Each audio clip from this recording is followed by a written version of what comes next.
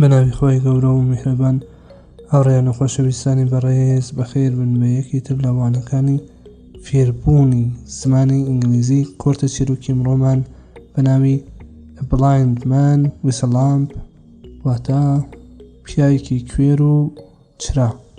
بەلەوە دەست پێ بکەن بەم کورتە چیرۆکە لە بیرتان نووسی کاناڵەکەی خۆتان بە تاکیدەوە سابسکرایب بکەن و هەروەها زەنگۆڵکە لەسەر حاڵەتی ئالمودەوە دابنن.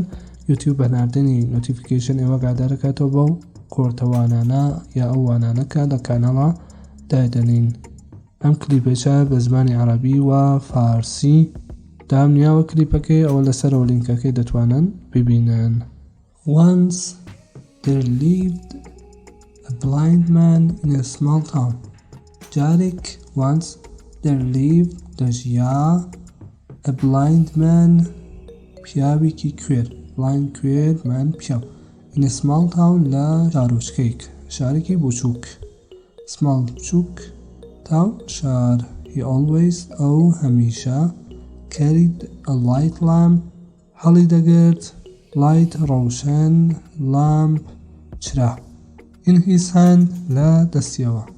whenever he went out at night لە هەر کاتێک کە شەو دەچوە دەرەوە went دەچوە out there at night لە شەوە. جارێکی تر گوێ بدەنەوە بە دەنگی مەتیۆ. Once there lived a blind man in a small town.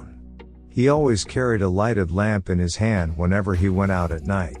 جارێکی تر once there lived a blind man in a small town جارێک دەژیا پیاوێکی کوێر لە شارۆچکەیەک he always ئەو هەمیشە carried a light lamp هەڵی دەگرت چرایکی ڕەوشەن light ڕەوشەن lamp چرا in his hand لە دەستیەوە. whenever he went out هەر کاتێک کە دەچوە دەرەوە at night لە شەوە. on one dark night he was going with his light lamp in his hand لە شەوێکی تاریک he was going ئەو دەستی کرد بە he was going with his lighted lamp بە چراڕۆشنەکەیەوە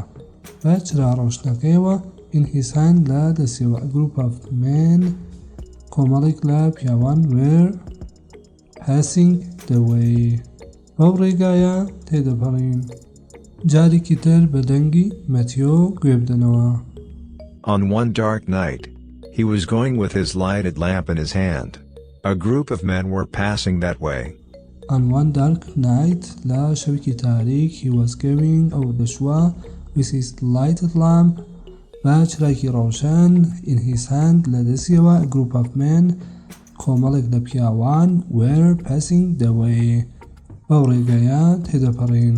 they saw the blind man and made fun of him ئەوان پیا کوێرەکەیان بینی و made fun of him و دەستیان کرد بە گاڵتە پێکردن. قسا بینین the blind man پیاوێکی کوێر پیاوە کوێرەکە and made و دەستیان کرد بە fun of him fun شوخی of him ئەوە. they said ئەوان وتیان oh blind man why do you carry the light lamp ئەو پیاوە کوێرەکە بۆچی ئەم چراڕۆشنە هەڵدەگری. ئەو blind man پیاوە کوێرەکە why بۆچی do you تۆ carry هەڵدەگریت the light lamp چرایکی ڕۆشن بێشاوە light. you are blind تۆ کوێریت and cannot see anything و ناتوانێت شتێک ببینی. جارێکی تر بە دەنگی مەتیۆ گوێ بدەنەوە. They saw the blind man and made fun of him. They said, "Ah, blind man, why do you carry the lighted lamp? You are blind and cannot see anything." They saw the blind man and made fun of him. ئەوان پیاوێکی کوێریان بینی و دەستیان کرد بە گاڵتە پێکردن. They said ئەوان وتیان ئەو blind man ئەو پیاوێکی کوێر why do you carry the light lamp بۆچی ئەم چرای ڕۆشنە هەڵدەگری. you are blind تۆ کوێریت and cannot see anything و ناتوانێت شتێک ببینی. the blind man politely said پیاوە کوێرەکە بە ئەدەبەوە وتی politely بە ئەدەبەوە said وتی This lamp is not for me. ئەم چرایە بۆ من نییە. ئەم چرایە. This lamp is not for me. بۆ من نییە. But for you people who have eyes. بەڵکو بۆ ئێوەی خەڵکێ کە چاوتان هەیە. But بەڵکو for you بۆ ئێوەیە people خەڵکینە. Who have eyes کە چاوتان هەیە. You may not see a blind man. ئێوە لەوانەیە کە پیاکوێرەکە نەبین و کە تێت coming and push him و پاڵی پێ بدەن. push him پاڵپێنیان.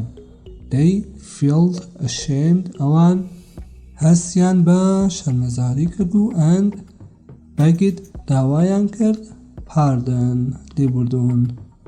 داوای لێبوردنیان کرد. جارێکی تر بە دەنگی مەتیۆ گوێ بدەنەوە. The blind man politely said, "This lamp is not for me, but for you people who have eyes. You may not see a blind man coming and push him." They felt ashamed and begged pardon. The blind man politely said, پیاوە کوێرەکە بەئەدەبەوەتی This lamp is not for me. ئەم چرایە بۆ من نییە but for you people بەڵکو بۆ ئێوەیە who have eyes کە چاوتان هەیە.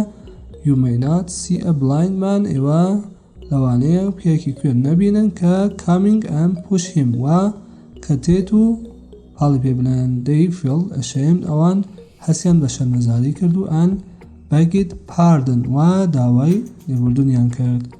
Think twice دوجار بیرۆ بکەرەوە before you speak. بەر لەوە قسە بکەی. جارێکی دەر گوێ بدەنەوە. Think twice before you speak. دوجار بیرۆ بکەنەوە before بەر لەوە you speak. خۆشەویستان بەڕێزان هاتینە کۆتاییم کورتە چیرۆکێکی بەدار مەدڵتان بێ. هەمووتان بەخوای گەورە دەسپێنم. خواتان لەگەڵ.